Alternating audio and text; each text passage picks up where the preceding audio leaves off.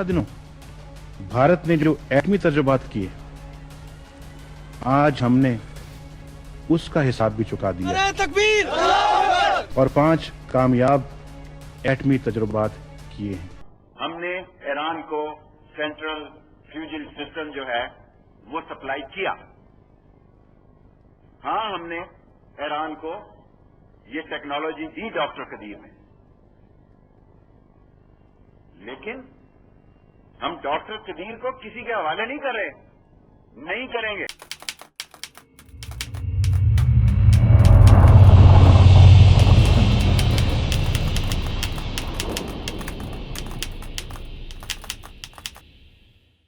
अट्ठाईस मई 1998 पाकिस्तान मुस्लिम दुनिया में पहला और बैनुल-अक़वामी सतह पर 7वां एटमी मुल्क बना।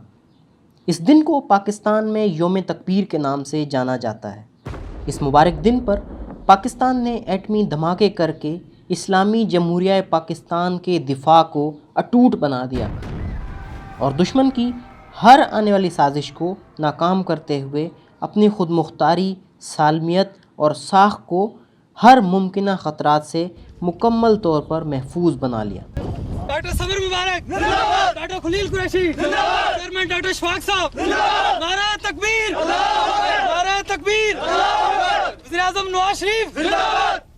यूँ तो पाकिस्तान एटॉमिक एनर्जी कमीशन का क़याम 60 की दहाई में अमल में आया, जब डॉक्टर अब्दुल सलाम सदर अयूब खान के मुशीर साइंस रहे।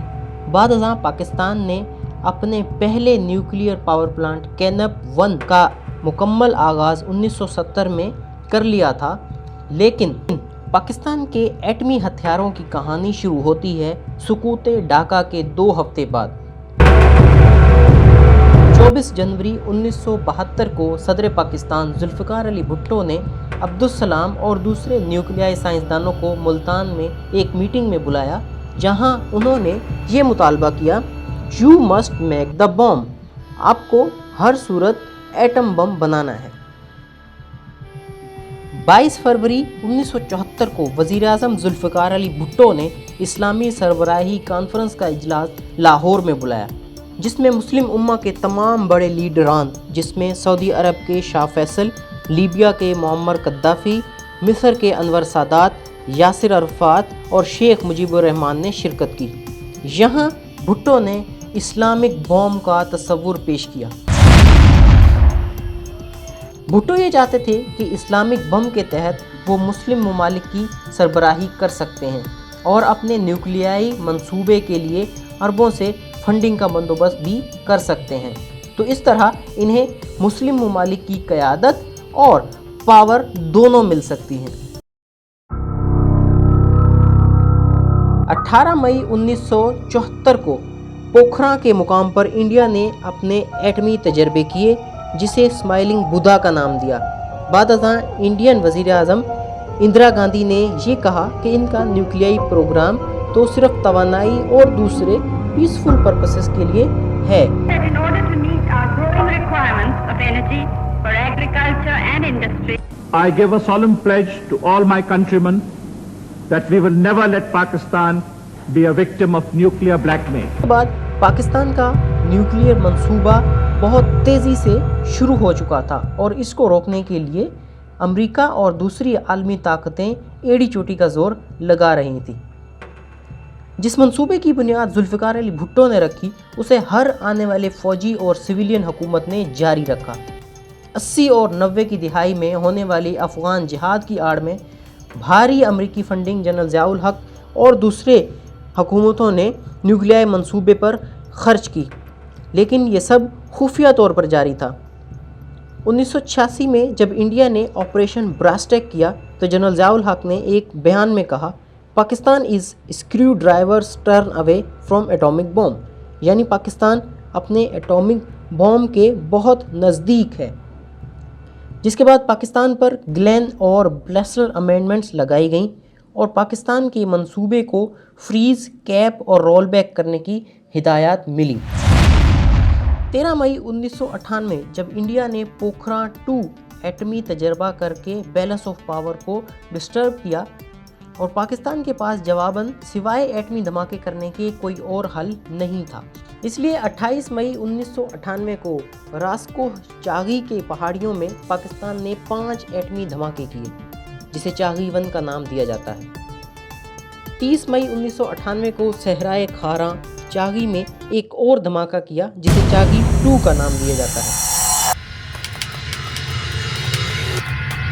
2003 میں CIA کی طرف سے پاکستان کے ایٹمی پروگرام کے بڑے نام AQ خان پر الزام لگایا گیا کہ پاکستان نے ایران، لیبیا اور یمن کو کورین میزائل ٹیکنالوجی کے بدلے اپنی نیوکلیر ٹیکنالوجی دی ہے۔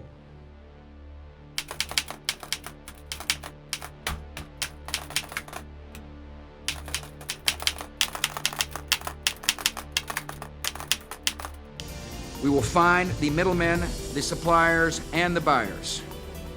And we're not going to rest until you are stopped.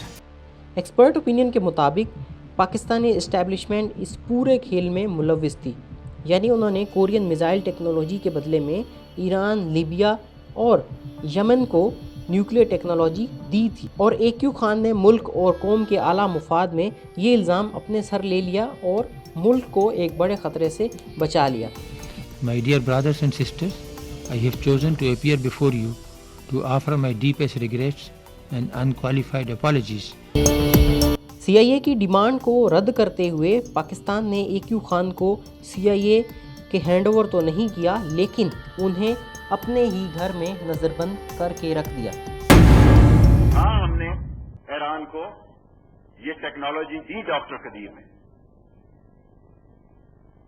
لیکن ہم ڈاکٹر قدیر کو کسی کے حوالے نہیں کر رہے۔